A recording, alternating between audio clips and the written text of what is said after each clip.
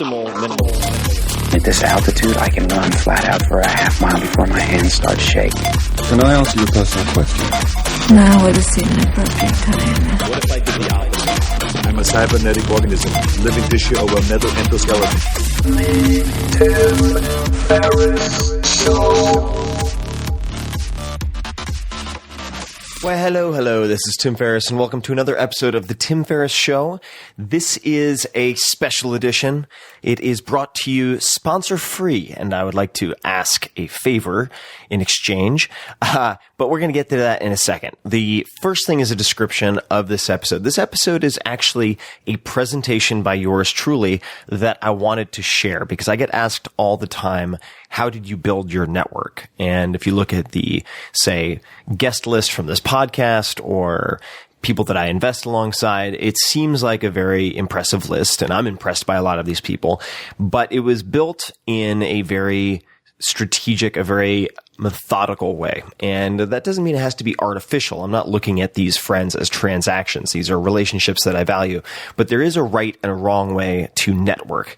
And in fact, I think the best way to build a world-class network is to spend very little time networking per se, collecting business cards and whatnot. So this presentation really encapsulates my approach and what I've done, particularly since about 2007. And I gave this presentation at South by Southwest, which is a huge conference. It started off with music, then the interactive technology portion exploded.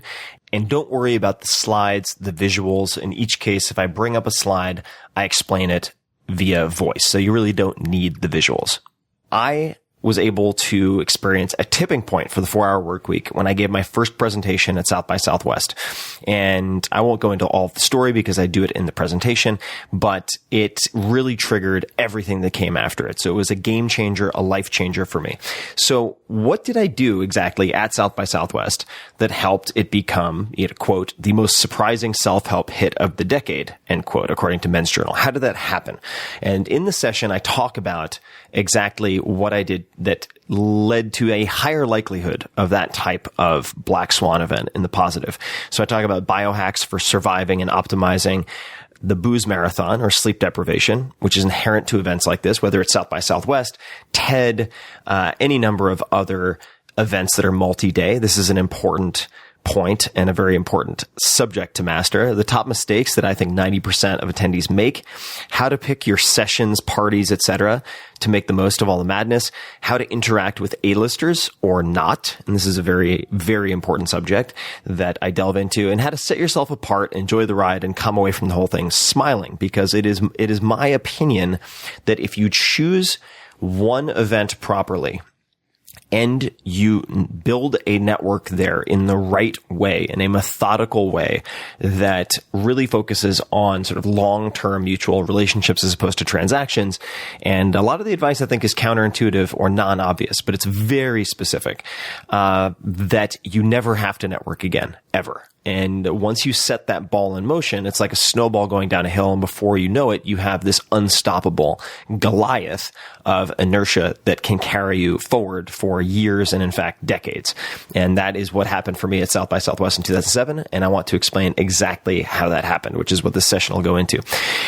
And the favor that I would love to ask you guys is I would love to try to minimize sponsorships if possible, because I only take sponsorships from companies whose products I use and have vetted and so on, at the very least. So I don't want to take a lot of sponsors. I want to really limit it to that subset.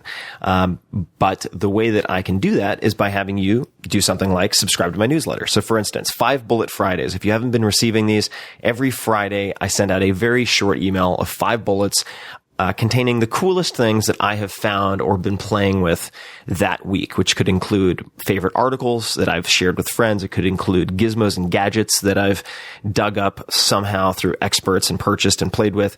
All sorts of randomness, but a lot of awesome stuff that you can use immediately. And it's a very, very short, hence 5-bullet email. So to check that out, it's free.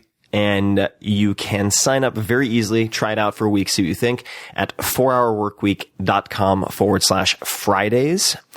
All spelled out, 4hourworkweek.com/Fridays. So if you would like me to cut back on sponsors, then please go sign up. It would mean a lot to me, and I think you will love it. If you go on Twitter and just look at hashtag 5 Bullet Fridays, you will see a lot of people are excited about this. That is it. So without further ado or volume peaking, I hope you enjoy this presentation on exactly how I built my network, which is one of the most common questions that I get. So enjoy it. Please let me know your feedback. I am at tferriss, Tferriss on Twitter. And thank you for listening. Hey guys. I'm flanked by dignitaries. I used to have a rat tail. How did I get invited to this party? Well, thank you all for coming. I feel a huge debt of gratitude to South by Southwest because in 2007, prior to that, the 4-Hour Workweek had been turned down by 26 publishers, violently in many cases. And then at South by, that year was the tipping point for the 4-Hour Workweek. Went on to hit the New York Times, stayed there for almost 4 years unbroken, millions of copies, 30-plus languages later. Here I am presenting. Kind of crazy. And I've been back basically every year since. So I feel like I have a playbook, a couple of tips, tactics that hopefully you can use over the next few days to get the most out of this event. Because I really feel like if you do South by properly once, you never have to network ever again. You don't have to schmooze.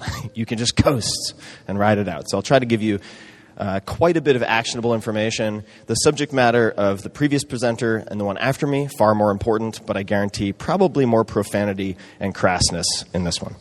So this particular slide is me at Burning Man 2008 after being thrilled with what happened at South by. I have very little recollection of this particular instance, and I suspect that may be true for many of you over the next few days. So let's start with avocados. No, not avocados. We're going to talk about booze, and specifically how you can mitigate the damage that you're going to inflict on yourselves over the next few days. And I'm not going to necessarily stop you from getting drunk. I think that's part of the fun of being here. I'm not going to stop you from getting dragged out of a club yelling, "Do you know who I am?" You can do that too. But I want to help minimize the hangovers and the missing of sessions, the missing of days here, because that's a real travesty. So a couple of recommendations. If you've ever time traveled on alcohol, what I mean by that is you're at a club, then suddenly you're at Denny's eating Moons Over My Hammy, and you're like, how did I get here? You've experienced a lack of vasopressin. Vasopressin is a hormone that is associated with short-term memory, and ethanol, the booze, inhibits its release. All right, so you can compensate for that by, let's say, inhaling desmopressin, which is a synthetic version. Don't do that. I don't recommend that. But you can retain more water. Why is this key? Because it's also an antidiuretic hormone. The reason you piss like a racehorse is also related to this vasopressin. And the reason you feel so hungover is because you've been dehydrated for a long period of time. So a very easy way to get around this, especially in Austin, is to have a bunch of guacamole before you go out. Have some avocados, has more potassium than bananas, also a bunch of things that counter inflammation. Okay, so super simple, put a bunch of salt on it. If you want to be indulgent, you can put some balsamic vinegar in the middle as well, which will lower your glycemic response to the pizza that you have 5 pieces of when you're drunk later. It actually has a tremendous effect. Have 1 glass of water for every alcoholic beverage you have. Another way that you can mitigate the damage is to have clean drinks. What would be an example of a clean drink? Well, if you want to get as drunk as possible with the least amount of effort and the least hangover, you could have something called a NorCal margarita.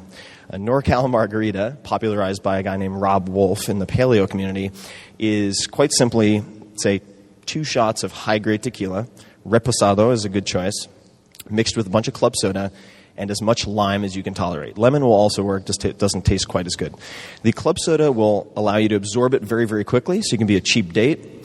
And the lime will also, just like the vinegar, inhibit your glycemic response to food later. So if you end up binging, you won't have a carb and insulin coma the next day. All right, the last tip related to booze, because I think this is such a key subject to master while you're here, is activated charcoal or carbon. So if you want to, again, minimize some of the damage, you could go try to find that. Probably late for a lot of you to try to do that. Burnt toast. Okay, eat some burnt toast before you go out. If that doesn't sound appealing, you can scrape off the burnt bits into yogurt and eat that, which has actually been done in studies looking at trying to alleviate overdose of acetaminophen. So it can work, surprisingly enough. Burnt toast, avocados, NorCal margarita, there you go. All right, who is this person, and why is she very, very important? So this woman, lovely, lovely woman, is named Miriam. And I met Miriam when I went to CES for the first time, the Consumer Electronics Show. I'd never made it to the trade show, and this is highly relevant to South by Southwest. I instead went to a sponsored lounge. It was the Seagate Blog House, Haus, and it was where they gave bloggers, at the time that was social media basically, gave bloggers free booze, power outlets, a place to rest and do work. And I just went there and I hung out all day for several days. And I had a laptop, so I was able to do work. And I struck up casual conversations with people. Hey, what's the most interesting session you've seen so far? Any cool products you've bumped into? Didn't pitch anyone. I got to spend time with Miriam because she was checking people in. And we just very casually got into long conversations about where we were from, etc. Now, the big dog at the time, and he's still very influential, is Robert Scoble. So he was in the blog house. Everyone was crowded around him, dozens of people vying for his attention. And I knew I didn't stand a chance. I didn't have a honed pitch for him. I didn't even try. And that's generally what I recommend. Now, it turned out that Miriam is Robert's wife. And Miriam said, oh, yeah, you should totally hang out with Robert. Like, here, just like shoot me a text or send me an email, and we'll just meet up when you're back in the Bay Area. Fantastic. And so Robert ends up getting a copy of the book. He sends out a short mention in a blog post. It takes the book to top 10 on Amazon for several days, compared to morning television at the time, which would only take it to, say, top 50 for several hours. That all came about because I followed these rules. Don't dismiss people, don't be a dick, and don't rush. Those are the 3 core tenets of success at an event like South by Southwest. Don't dismiss people. You should behave here like everyone you interact with has the potential. I can't wait to see the drawing for this. Everyone has the potential to get you a cover story in the New York Times, because many of them do. And it's just a good way to behave. All right? But you should behave like everyone here has the potential to get you a cover story at the New York Times. Don't be a dick, pretty self-explanatory. But let me give a couple of examples of all 3. So don't dismiss people. I already gave you one. I'll give you another one specific to South by Southwest. I was going to a few movie screenings. I went to one called Big Rig, pretty cool movie. And I was standing in line, and the guy in front of me, older gentleman, had huge forearms. And this is the kind of thing I notice. And I was like, dude, what is up with the forearms? And we started talking. Turns out he's a rock climber. We talked about nothing business related whatsoever. Turned out to be Morgan Spurlock's brother. Morgan Spurlock showed up maybe 10 minutes later. We sat right next to each other at the movie, and then a few years later, I ended up collaborating with him, and he profiled me for A Day in the Life. Okay, so again, treat everyone like they're important, because they are. Don't dismiss people. I'll give you the converse example. Last year, I was here with my girlfriend at the time and had dozens of people basically facepalm my girlfriend to push her out of the way to try to talk to me. Not good politics. Don't be a dick. Again, pretty explanatory, self-explanatory, not limited to men, by the way. I've seen a couple of instances where, for instance, a friend was speaking to a female attendee, and she asked if she could see the apps on his home screen. And he did this. She grabbed the phone, turned around, and then sent a text to her number from his phone so she would have his phone number. Don't do that. Don't rush. This is the most important, because it turns otherwise good, reasonable, wonderful people into those who do the aforementioned too. Don't rush. Play the long game. All right? And the mission that I would like to offer to all of you, the job, should you accept it, is to realize that at South by Southwest there are hundreds of people who could change your life completely, who could satisfy all of your wildest dreams, financially, reputationally, phantasmagorically, I have no idea. They can really make magic happen for you. And your job should be to try to have a deep human connection with one of those people before you leave. That's it. It makes South by Southwest very, very manageable. An example of rushing, and this has happened to be perhaps half a dozen times here at South by, is the urinal encounter. What is the urinal encounter? It's when I'm trying to have my moment of zen. I'm at a urinal, and I'm like, deep breath. I'm thinking of the penguin in the cave, chilling out. I'm like, okay, I'm getting ready to go back into the melee, and some startup founder will come running up to me and skid to a stop, who's like sweating because he's nervous, and starts like panting on the back of my neck, giving me a pitch. If you want to make any human male that I'm aware of really uncomfortable, wait until they're staring at a wall, holding their penis, and come up and breathe on the back of their neck. Don't rush. It makes good people do bad things. I promised crass. All right. Next, read bios, not sessions. So how do you choose among all of the sessions? You probably have some big fat book, then you're like, oh my God, how am I possibly going to tackle any of this? Number one, read the bios, not the sessions. The session titles may not tell you the whole story. Look for interesting people, not titles of sessions. And secondly, don't just look at the people on the panel. Look at the moderators. And so what I did my first time to South by Southwest is I would go to a panel, I would listen to these amazing people on a given panel, and then I would go up not to the A-listers on the panel afterwards, I would go up to the moderator, many of whom are equally impressive in their own right. And I would go up to the moderator, who's usually not nearly as mobbed, and I would give them a quick explanation. I'd say, hey, this is my first time at South by. I don't know anyone. I'm kind of lost. Just finished my first book. It's about A, B, and C. Personally, I'm interested in, at the time, say, Brazilian Jiu-Jitsu, this, and this. Is there anyone here you think I might really hit it off with? Anyone you think I should talk to? I'm pretty good at this and this. And they'd be like, yeah, sure, yeah. I think, you should talk to this person and this person. And I just repeated that line of questioning over and over and over again. And that's how I met many of the people who led to the tipping point for the book. And when I went up to those people who were referred, by the way, don't say, so-and-so said we should really meet. Don't oversell it. Just say, I went up to them, I asked them this, they said this, I figured what the hell, maybe we'd hit it off. Can I buy you a drink? It's a very methodical way to go about tackling this deluge of sessions. Next one, don't make an impression, leave a memento. And I did a lot of research online, pinged my audience on Facebook, Twitter, asked for questions. One of them was, how do I make a positive first impression? Your job at South by Southwest is to not make a bad impression, all right? Because if all you're doing is trying to sell someone, there are many different ways to do it aside from coming to South by Southwest. What I would recommend, especially in an instance where you're trying to reach, say, an A-lister, right? Somebody who's getting mobbed and pitched all day long, like an Anthony Bourdain or whoever it might be, don't try to give the pitch in person. Give them a folded up piece of paper with a page that you've painstakingly crafted that is the perfect pitch. Include your phone number. You'd be surprised how many VIP folks like to call folks via Skype to have a conversation as opposed to sending you their personal email, for instance. Don't make an impression, leave a memento. Just say, hey, I realize you're super busy, you got this long line of people, you're under a lot of pressure. I've thought about this. I think this will be of great interest to you. And just give them a teaser, right? Like if you have an impressive number, a stat, a client who's using it, something like that, here you go. I hope you have a great South by. Read it when you're on the toilet or have an extra 5 minutes on the plane. Thanks so much. And you leave it at that. And that also shows you that you know how to play the game. You know how busy they are. You know the stress that they're dealing with. And immediately that'll separate you from everyone else, as opposed to getting up and just micro-machining through a pitch. They won't remember, even if they have spectacular memory.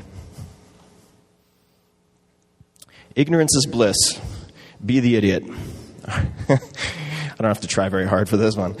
So the key here, and this is mostly a problem with men in my experience, or boys, or guys, anything in between, is we try to impress people. So we stroll up and we're like, well, that's a good point. You know what's an even better point? Or someone says something, and you're like, you know what, that reminds me of this story that one-ups your story. Don't do that. And in fact, you should do the opposite. So one of the experiences that I had and challenges that many of you will have is, how do you get into a group conversation? How do you interrupt people? So my rules for that are, number one, if it's two people who are deep in conversation, don't interrupt. Okay? Remember, don't rush. Play the long game. If it's two people, just don't interrupt. Wait. If it's more people, 3, 4, etc., you can saunter up and do what I did in 2007, which was say, hey guys, do you mind if I join you? Just eavesdrop. It's my first time here. I don't know anybody. I'll buy you guys a round of drinks. It's usually a place where you can get free drinks, so it works out really easily. And they're like, yeah, okay, sure. Now, the reason you don't just walk up and say, like, hey, guys, I'm just going to eavesdrop, is even though they're never going to say no, at least you asked. Be polite, all right? So then they'd be like, oh, whatever, man. So I'd hang out. And typically, there'd be a lot of engineers. I'm not a coder, not an engineer. And if someone said something that I was genuinely interested in clarifying, so they'd be like, well, we did da-da-da-da-da, and of course we ended up with Ruby on Rails, and I'd say, I'm really sorry to interrupt, but I'm deep in the ignorance pool here. Why was Ruby on Rails the obvious choice? I don't know what it is, but why was it such an obvious advantage? And that will oftentimes spark a debate among the people in that group. And so every once in a while, you throw out one of these questions, again, being the idiot, which is what good NPR hosts also do, by the way. And eventually someone will say, wait, who the hell are you again? Like, what's your story? And then you give them the shortest answer possible. Do not launch into a really rushed, long-ass pitch. So I would say, well, it's my first time here, and I just finished my first book, and the publisher's basically controlling everything except for digital, so I'm here to try to figure it out. Pause. Then you wait to see who asks. If they do, what's it about? Great. And then you say, well, it's about this, this, and this, but I think most people here probably find this interesting. And you see who digs deeper, all right? You'll see the logic to this in a second. So let's just say you have a group of 6 people. There's one person who has expressed extreme interest by digging and digging. In the case of the 4-Hour Workweek, maybe they're interested in world travel, virtual assistants, that type of thing. Then at the very end, we'd bounce around, talk about all sorts of subjects. And I'd say, zero pressure. I would never expect you to write about it or do anything like that. But I have a bunch of promotional copies from the publisher. I could very easily just tab the 15 to 20 pages that I think you would find most interesting based on what we just talked about. And I can mail it to you, and you can use it as a doorstop if you want. And because I'd already honed down to the point where I knew who was interested, I would say probably 90% of those folks said yes, were enthusiastic about it, and then at least half of them ended up promoting it in some way because they loved it, not because I asked them to do it. Does that make sense? And if you say no strings attached, do not fucking follow up and bug the shit out of them. It's a great way to get a huge amount of negative backlash. Don't do it. And we'll come back to that, but I tend to do very little follow-up except for something people have asked for, because people get enough email as it is. Don't be a traffic bigot. What does this mean? This means that you may be, if you have something to promote, if you have a service, website, startup, book, album, whatever it might be, movie, you might be tempted to go straight for the person who has the biggest megaphone, the biggest site, the most Twitter followers. And the problem with that is that you're going to be one of 1,000 people who pitch this person while they're here. 99.9% of the time, it won't work. You can try. There's no harm in doing it tactfully. It usually won't work. What I did in 2007, and there were blog rolls at the time, do you remember those? Is I tried to figure out, and you can ask people right up front, moderators are good people to ask as well, who do these people view as a thought leader? Okay, so you have this group of 10 traffic leaders. Who do they read? Who are the niche folks that they read who are very influential, who are the thought leaders? And then you approach the thought leaders. Invite them out to a drink. And you do the same thing that I just described. And be very, very candid. Basically do like the Puss in Boots, holding the hat with the big eyes. And it's amazing what miracles can come of that. Because if you get covered by one of those thought leaders in an interview, for instance, or anything like that, or you send them an exclusive excerpt, even though they have a small site, you send them an exclusive excerpt of the book, what happens? They put it up and you're like, who cares? 20,000 readers. But guess who those 20,000 readers are? Okay? It's like being in front of 20,000 TED attendees. Okay? So don't be a traffic bigot. And I would also say that don't necessarily focus on the people who you perceive as the A-listers or VIPs now. Try to find the pre-VIPs. Does that make sense? You're trying to find the up-and-comers. So you ask people who have been here a few times, who are the best up-and-coming hot designers? The folks that are not very well-known who should be well-known. Or who are the hot up-and-coming filmmakers who haven't had any press? Who are they? Go meet those people. And by the way, if you did that just in, say, film, but you're actually based in tech, you did that in film, you met the best up-and-comers, the best up-and-comers know one another. The best VIPs and A-listers know one another. It's not industry specific. Okay? So don't be a traffic bigot. You'll also have a much better time while you're here. Questions for A-listers. So if you're like, yeah. All right, Ferriss. I'm still going to go for the gold. I'm going to sprint up to, Al Gore and give him a pitch. Well, how should you do it? What are the questions? What are the icebreakers for the A-listers? And the first rule, as far as I'm concerned, is ask if they have a second. Don't just run up and pitch. Because a great pitch, the perfect pitch at a bad time, is a bad pitch. It won't work. And like I said at the beginning, it's not about making a good impression. It's about not making a bad impression. If you make a bad impression, they won't want to communicate with you later, even if you correct things. Okay? So, Mr. or Ms. X, may I bother you for 30 seconds? Mr. or Ms. X, is now an okay time for one question? If you say that, don't ask 3 questions. One question. Now, number 2 and number 3 here actually work very well together. Mr. and Mrs. X, is now an okay time for one question. Who on your team could I email about whatever you're interested in? Okay? They're not going to give you their personal email. They're not going to give you their personal phone number, usually. And it's going to make them very uncomfortable to say no. So realize that and ask about their team. That will immediately put you in the pro category as opposed to the amateur category.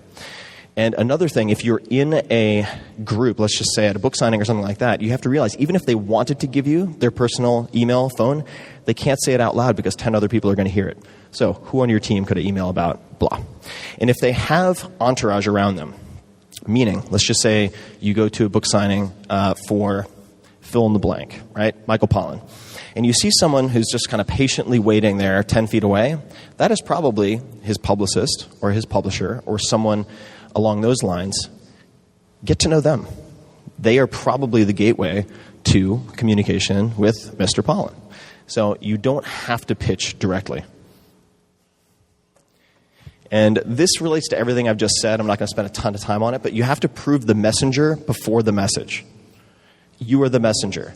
So for instance, I had a startup come up to me while I was headed to this room today, and I'm not going to mention their company name, but they came up and the first thing they said was, "Hey, your assistant hasn't replied to my emails."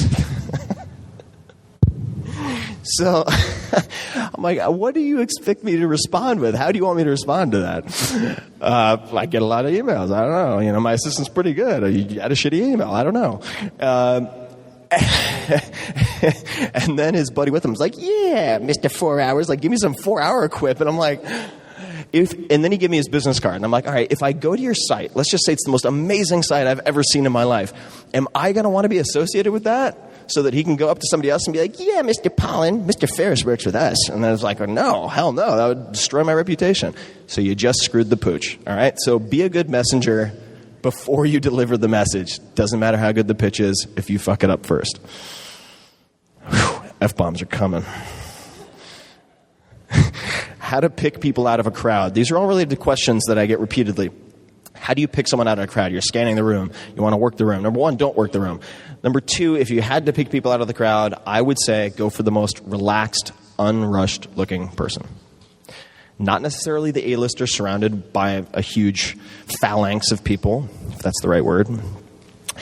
Because unless you just want to listen. If you want to listen, that's fine, but you're not going to get a lot of airtime. Look for the most relaxed people in the room. They either have very, very little going on, or they've kind of already made it, and they don't feel rushed.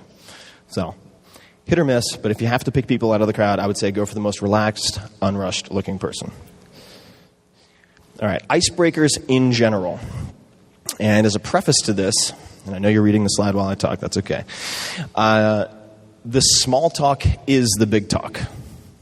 All right, I'll repeat that. The small talk is the big talk. What that means is, and that is an expression that has been said to me in many different words, small talk is everything, by friends of mine like Ido Leffler, who's a co-founder of Yes to Carrots. They're distributed in more than 30,000 locations. And the point that he would make, and the point that I would also make, is that if you're just going to pitch people, you can probably do that in a more effective way by staying at home, not coming to Austin, and just sending out cold pitches, working on your email skill. Here, in person, you have an opportunity to dig deeper and talk about other things. That is how you become memorable. That is how you have that one deep human connection that I was talking about. So, instead of asking, what do you do? And there are people who will ask that of you. And you could be like, well, shoot a lot of heroin. What about you? That's a good way to end it. Or you can give them a really boring answer. Like, sometimes I'll just be like, yeah, I'm a freelance writer. Still trying to make it work. And they're like, and then they're already scanning for their next prey. So instead of what do you do, what do you ask? And I understand why this is difficult, because people are like, I don't know. And then they come up with something like, if you could be a breakfast cereal, what breakfast cereal would you be? And people are like, what? That's kind of, what the hell's happening? So don't do that. You can make it pretty natural. So for instance, if you ask, oh, so-and-so, hey, nice to meet you. Where are you from? And they say, I'm from New York City. Are you from New York City originally? I'll say, no, I'm from Cincinnati. Well, how do you end up going from Cincinnati to New York City? You're going to get all the information you could possibly need for context. Okay? Boom. You've got it. And you'll oftentimes have a very good personal story to go with it. All right. Now, if you don't want to do that, or later on, if you want to sort of expand a little bit, you could ask, what session are you most excited about? What's been your favorite session so far, if it's a few days from now, for instance? What are you most excited about these days? And it's not that you can't talk about work, but you can do that anywhere via any medium. In person is a unique opportunity. So optimize for meet space. Take advantage of the fact you probably have some booze involved and you have a chance to talk about the personal stuff. How to escape/pause conversations. So, what do you do if you get cornered by someone selling timeshares? Or what do you do if someone is just on meth and will not stop talking about their startup and they're just going and going and going? What do you do? Well, I would say a few things. And I put escape/pause because I think pause is the better way to think about it. You could try to pull the bathroom maneuver. People always try this. And it can work. You'd be like, that's awesome, so fascinating. I really have to go to the bathroom. I'll be right back. The dangers of doing that. Number one, if you don't come back, you kind of look like a dick. So it violates the don't be a dick rule. If you don't even go to the bathroom, if you're like, yes, I need to go to the bathroom, then you just walk 20 feet and then just start talking to someone, they're going to be like, picture at so-and-so, what a dick. So don't do that. The easiest way to do it, you don't have to make up, oh my God, my house is on fire, my wife is calling, I have to go. You don't have to do that. You can just say, and this is what I do, and I do this with people I find very, very interesting also. If it's just like, okay, we've been talking for an hour, in your head you're thinking this, I just want to wander around a little bit, say that. So you ask them, hey, James, or whatever, hey, James, are you going to be here for the rest of South by? Are you going to be here for a couple of days? Yeah, I'm going to be here for the next 2 days. Cool. Well, do you have a card or something? I'd love to connect, but I just want to wander around, maybe take a little breather, grab a cup of coffee. You're done. That's great. It's polite. It's honest. That's all you have to do. Are you going to be here for the rest of South by? Are you going to be here for the next couple of days? Cool. Can I get your card? Great. I just want to wander around, take a break, hit the bathroom, grab a cup of coffee, but I'm sure I'll see you around. Nobody's offended, and you accomplish the purpose of pausing the conversation. Next, follow-up. All right, so during the event, after the event, how do you follow up? First of all, don't do anything to keep in touch. It will just make enemies, all right? You don't need to ping busy people. Just be like, hey, how's it going? How you doing? Imagine that you are calling them at like 3 p.m., all right? So you call them. They're like, it's an investment banker running around. Oh, my God. You're a startup. You're like, we need an underwriter. So you call this busy investment banker at 3 p.m. You're like, hey, John, it's Tim from South by. He's like, Tim who? Tim Ferriss. How you doing? How's it going today? Don't do that. Just be like, what the fuck? I'm really busy. Don't do that. So follow-up is a dish best served cold. What I mean by this is most people are going to walk out of South by, pockets full of business cards, big ideas, people to follow up with, people to ping, brains to pick. Don't ever ask anybody if you can pick their brain over coffee, by the way. But that's a separate story. So follow-up, wait 2 weeks. Okay? Wait 2 weeks. Why 2 weeks? Because if you do it now, it's going to get lost in the avalanche of similar stuff. If you do it right after South by, it'll be even worse. You're going to get lost in another 100 follow-up email. So it takes people time to catch up from neglecting other things during South by. Wait 2 weeks, and then in terms of time, I would do it on a Wednesday afternoon, their time, or a Friday afternoon, their time. Sunday night also works pretty well. So for responses, for max response rate and read rate, those tend to be the times that I find most effective. Play the long game. Play the long game. All this means is you don't have to rush. Why? Because you just have to have one deep human connection with one person. That's it. If you can accomplish that and develop a long-term relationship, you can potentially never have to network again. I know that sounds like an exaggeration. But if you look back at the people I spent the most time with in 2007, realistically, you'd probably be able to have a couple of these human interactions. Try to get out of tech, by the way. Don't do all tech. If you look at the people I spent the most time with in 2007, about 90% of them, this is 2007. What is that, 7 years ago? Oh, my God. They're still some of my closest friends to this day. That is what you want. Because if you don't do that, you play the short game, you have to then do this very time-consuming, very energy-consuming, very likely to offend transactional stuff every year for the rest of your life. Do you really want to do that? No, you don't. So play the long game, guys.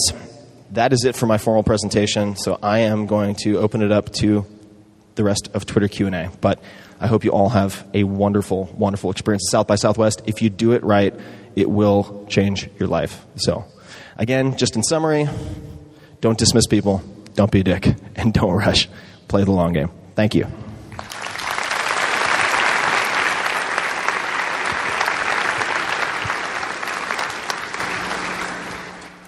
Cool. Thanks so much, Tim. So if you guys have specific questions that you want to ask, if you want to hashtag your tweet with Ask Tim, we will pull them up and he will answer all of your lovely questions, concerns, ponderings. All right. And here's our first question. I really should have worn my glasses for this. I can read it. I'll do it. All right. So this is from Wendy Perry. Can you guys read this as well? Maybe I don't have to read all of these, but I will just for those who are getting this on audio. After I read The 4-Hour Workweek years ago, I took my family on a mini break once a month. Can you have too many? This is in reference to mini retirements and taking these sabbaticals. So distributing retirement throughout life as opposed to waiting until, say, 50, 60, 70 to load it up at that point.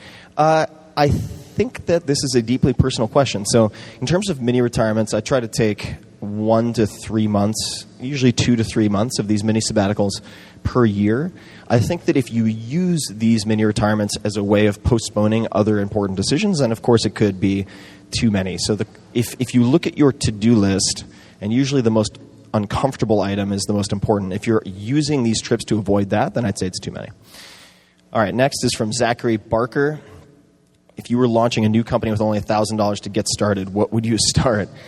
So I get a lot of questions like this. So it's like, if you had no connections and no money, how would you make $100,000 in the next quarter, and what business would you start?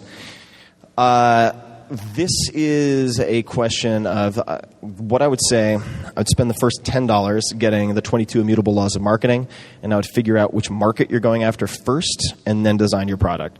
And specifically, I would also read 1,000 True Fans by Kevin Kelly and identify what the demographic and psychographic is of the 1,000 people you want to have as diehard fans. First and foremost, non-celebrities.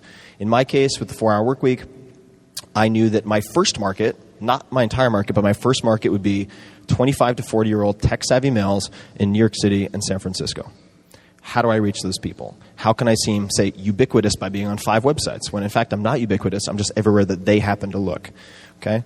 That's where I would start, but I can't say, put all your money in Bitcoin or something like that, which I think would be dangerous, especially if you only have $1,000. So test often, test small. I think Facebook is a great place to thin slice, but that would be my advice. Do you meditate or do yoga? I do meditate. I meditate almost every morning for ideally 20 minutes. It's only something that I've done consistently for the last year or so.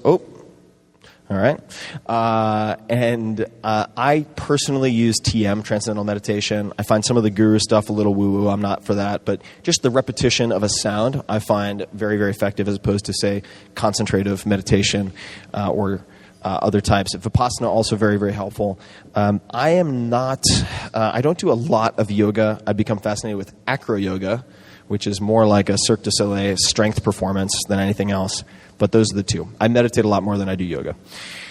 Anthony Blattner, how do you find the good events and parties instead of the overpacked events?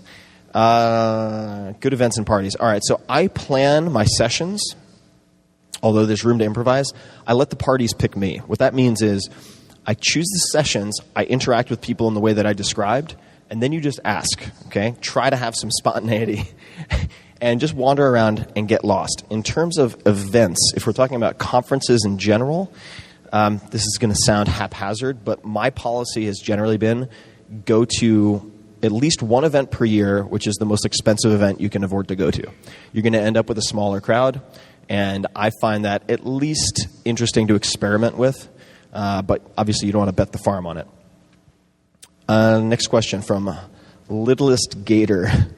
I like that name. Have you ever heard little baby alligators? They go, meow, meow, when they're calling their mother? It's amazing. I really want this guy to make that noise. All right, now that you're a big deal, what are your goals at South by Southwest? I don't think I'm a big deal compared to a lot of folks, but my goals at South by Southwest, honestly, I was offered the opportunity to do How to Rock South by Southwest, and I feel a huge debt of gratitude to South by. I think it's one of the most incredible events out there, and if you do it right, it could be totally life-changing. So I don't have a new book. I don't have a new thing to promote. For this time around, it's really just to have fun, eat some barbecue, and hopefully allow you guys to do the same. Next, Mark Moschel or Moschel. What thought leaders do you follow? Or are there specific writers, bloggers that I read? Right now, at this point in time, there's some very interesting folks out there. I mean, Nassim Taleb is one that comes to mind immediately. But in terms of reading, I'm trying to actually read really old ideas right now. So I'm trying to focus on books that have been around for 100+ years whenever possible. Because in an age of ephemera and sort of neomania and obsession with the new, I like ideas that have stood the test of time for a while. How do I stay focused? I'm not convinced I am focused, but meditation helps a lot. And really the purpose of that session in the morning, I might just be thinking of like some guy who cut me off in the salad line in college that I want to like punch in the nose for 19 minutes of that. But if I'm thinking of that and I'm like, not productive, and then I go back to what I'm supposed to be doing just once, that will translate to being able to do the same thing in your normal life. So I think that's very, very helpful. In terms of books on meditation, the first book by Thich Nhat Hanh is very, very good. All right. Melody Tao, how do you deal with criticism you get for not replying to email right away? You know what? I'm gonna dodge this one just because I answered it at length in the 4-Hour Workweek. So I apologize, guys, but that's a long, long answer. So that one we're gonna save for the 4-Hour Workweek. I'm sure it's on torrent somewhere if somebody wants to read it for free. Herb Morial, question: what part of your 4-Hour Workweek do you personally find hardest to follow? What I found hardest and what I still find hardest is saying no. You have to say no to 1,000 things before you can say yes to the one big thing that's going to change your life. And I still find that difficult. I think we all like people to like us. And some people take it very personally when you don't get back to them quickly. Like the startup founder who kind of accosted me outside. It's like, and I feel badly, but at the same time, I'm just like, try to walk a mile in my shoes if you could. Just think about it, because I used to take it personally too. I'd send an email to a really busy person. They would never respond. I'd be like, wow, what a dick. You have to try to imagine yourself in their shoes. And the reality is they're getting thousands of email, thousands of pitches. Probably 90% of the interactions I have at South by Southwest will be people pitching me. So just imagine how that would feel and how tiring it would be before taking it personally. But I still find saying no quite challenging. Ryan Bonhart, how do I want people to remember me? I would say I don't need people to remember me. If they remember the ideas, that would be fantastic, most of which I've borrowed from other people or just collected. But I would say that my goal is to be a world-class teacher and to create people who are better than I am. So if I can create armies, thousands, tens of thousands, millions of people who are world-class learners and in turn can be world-class teachers, then and better than I am, which is necessary, then I think the world will be a better place. So hopefully that's something I can do. John Adley, what tricks do you have for retaining info? If it's factual, declarative information, facts and figures, there's a book written by a gentleman named Higbee. I think it's called Your Memory and How to Improve It, but the last name is Higbee. Mnemonic devices, as used by Cicero and for several thousand years, work really well. Ed Cook, Cooke, also a fascinating guy, world-class memory competitor I interviewed on the podcast. What's the next project book that I'm working on? Well, more details to come shortly, but, okay, I'll give you guys some breaking news. No one knows this. I was able to negotiate back the rights for a TV show that I filmed some time ago, and I will be digitally distributing the Tim Ferriss Experiment to I would like to say the world. There are some constraints geographically, but I will be distributing it and making it available to as many people as humanly possible in the next few months. So that's very exciting for me. Thanks. Hopefully I can come back to South by next year and do something in the film track and talk about these new avenues for distribution, which I think are really exciting. Homeless coder, that's a that's funny. I saw a guy 2 days ago in San Francisco. He was like slow motion karate chopping this tree. And in my mind, I was like, either that guy is high as balls on LSD, or he's coming up with the next $1 billion idea, and he's a coder. He's got to be one of the two. Homeless coder. You've advocated many retirements and travel. Where's the best place in the world besides Austin? This is like, what's the best pair of shoes in the world? You have to find the pair that fits, and it's not the same for everybody. Some people like those crazy, like pointy Witch of the West shoes. I've seen a lot of guys in those. Not my thing, you know? I'm not like a flip-flop guy. I love Japan. I have a huge affinity for Japan. I lived there for a year in high school. Argentina is a lot of fun too. It's amazing how they can get anything done. But they're just beautiful, hilarious people. Great wine, great steak. Japan is amazing because it is a place where you can be completely confused and illiterate and lost and not be in danger. So if you want to be really, really uncomfortable, but not really in any particular danger, Japan is a great place to do it. Melanie Curtin, what are you most excited about for this year's South by? I'm most excited about eating a lot of animals. I don't have a real agenda while I'm here. There are a number of friends of mine who have moved to Austin because it is the best place in the world. And I'd like to just reconnect with some of my friends, many of whom I met actually two of them I'm meeting in the next 3 days. I met for the first time at South by in 2007, and they've continued to be two of my best friends. So that's about it. This is from bcursed77. On your podcast with Matt Mullenweg, you guys spoke briefly about polysynchronous sleep. Have you tried it? Does it work? So polysynchronous, I've never heard it phrased that way. Most people have heard, if they have heard it, polyphasic sleep, where you take, instead of a single block of 8 hours, you can break it down into fractions where you can get down to 2.5 hours of sleep if you do it. Take a 20-minute nap every few hours. I have tried it, and it can work. And I still am I'm a huge believer in naps, huge believer in naps, despite the fact that I have a lot of trouble with them.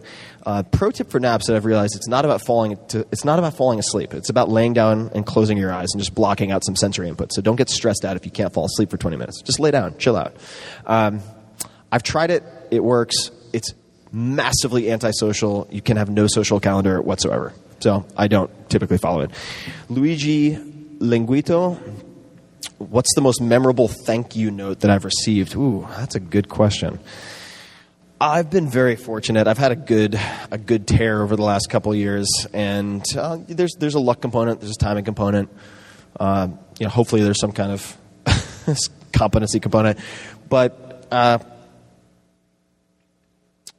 the first one that's coming to mind, I've received a lot of really lovely thank you letters, But the first one that comes to mind has nothing to do with the 4-Hour Workweek. It's actually a collection of thank you notes from, I think they were 3rd graders or 4th graders from doing work with DonorsChoose.org, which is an educational nonprofit I really love and spend a lot of time with. I'm on their advisory board.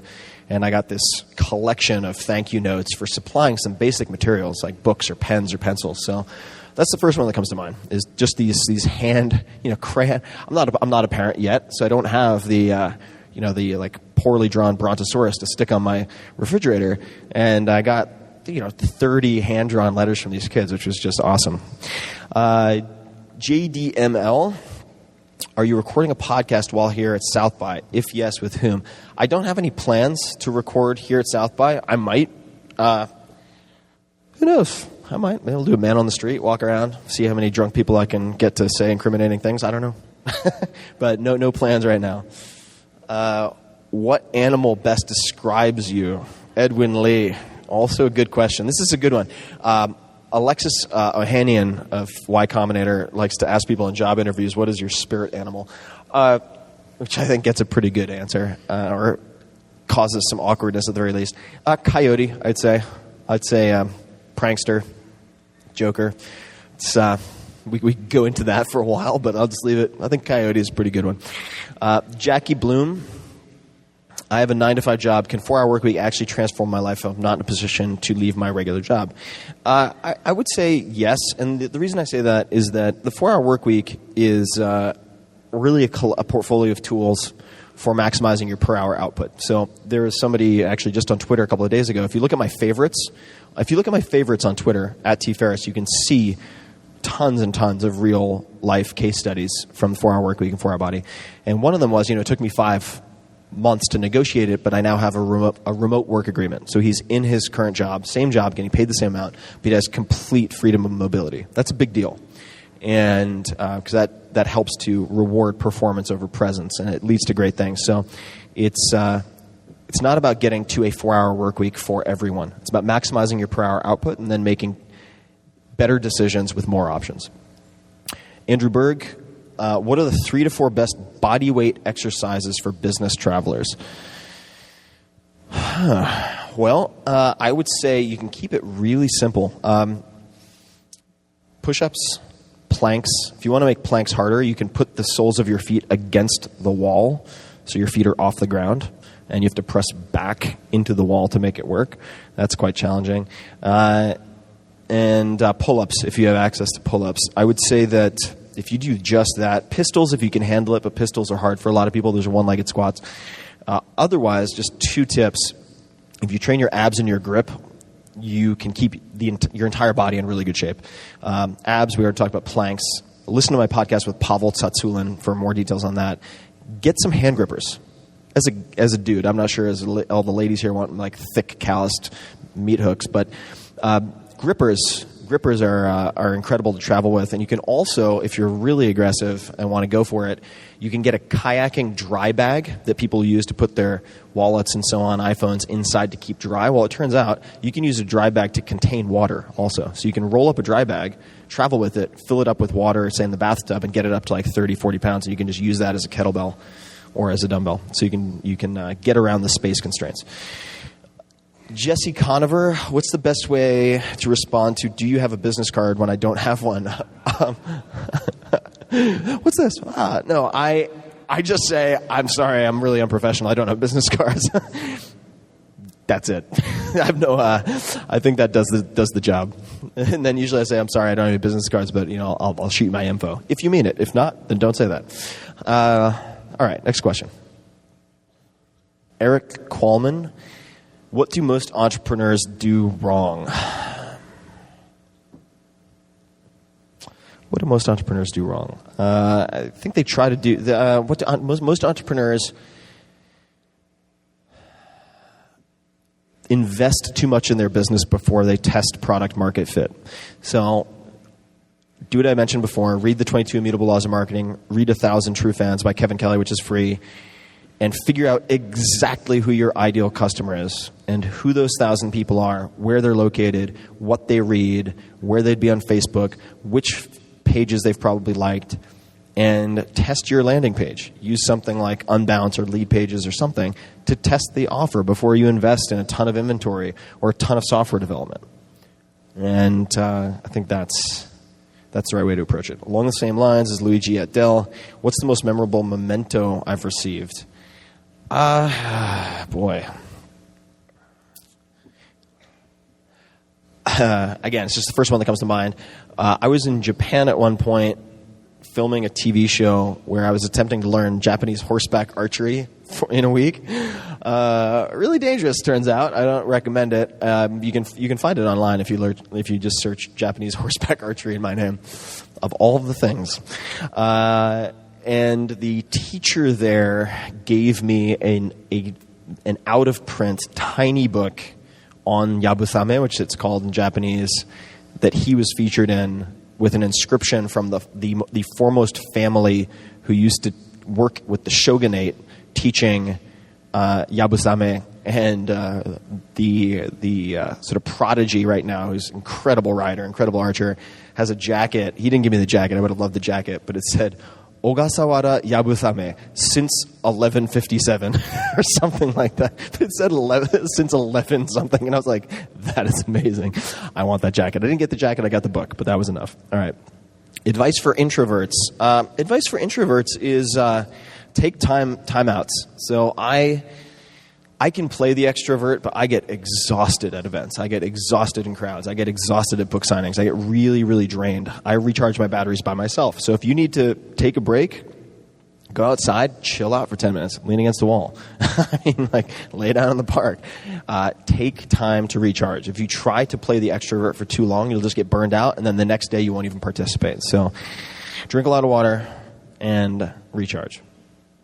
Josh Jansen, what are some of the biggest lessons you've learned from starting my podcast? The podcast started as a lark. It was really a commitment to do 6 episodes because I wanted to get better at conversation and asking questions. My favorite part of writing books is not actually the writing, it's the research, and it's interviewing world-class experts and trying to deconstruct what they do. And I viewed the podcast as a way of practicing that and getting much better at it. And I'd had some wonderful experiences being interviewed on, say, Joe Rogan's podcast or Mark Maron, and I wanted to see if I enjoyed being the host. So I would say, first and foremost, what I've learned is that it's not enough to have the right question, to have the right answers. You need to have the right questions. So you can get a great answer to the wrong question, and it ends up meaning very little. But if you have a portfolio of really good questions, man, you can do just about anything. And that's number one. Number two is ask simple follow-on questions. So someone says, well, I did this, I did this, I did this. Why did you choose to do that? What did you learn from that? You know, what did you learn from that you haven't talked about before? These follow-up questions are often where the gems really come out. All right, next question. Gabby De Leon, what are some tips for executing on all the great ideas gathered at IA? Iowa? Oh, Interactive? What is IA? I'm not sure. Once we return home, I'm guessing that is from the conference. You don't want to execute on all the great ideas. It's way, way, way too much. So I would look at your ideas, the potential collaborations and all that, and ask yourself, which one of these, if executed, will make all of the others irrelevant or easier? And then focus on that one. So find the lead domino and focus on that. I think we'll take one more question and then direct everyone to the signing. Sure. Great. All right. Next one is Jindrich Faborsky. Let's do one more question after this because I don't think I have a good answer for this. Is there any particular session at South by that you want to attend? At least one. I wasn't able to get my badge yet, so I haven't had a chance to get the book with the sessions. Let's do one more. This is a good one. Alex Wyckoff. What questions do you use for reflection and why? So reflection, meditation, I view those as the same thing. I will journal in the mornings quite often, and whenever, I'd say every 4 to 8 weeks at longest, I will wake up in the morning and I will do an 80-20 inventory of my emotional states. So what does that mean? That means that I'll sit down, before checking email, doing any of that, checking my phone, and I will ask the question, what are 20% of the activities and relationships that are producing 80% of my positive emotional states? And then what are the 20% of activities and people who are creating 80% of the negative emotional states, the overwhelm, the guilt, and so on, and put together a to-do list and a not-to-do list accordingly, specifically the not-to-do list, the things to cut out. So that is the set of questions that I find most valuable. Good question and good answer. Well, cool. Thanks again, Tim, and thanks everyone here for joining us. Thanks, everybody. Have a great South by.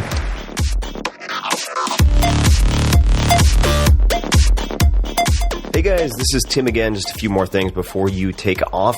Number one, this is 5 Bullet Friday.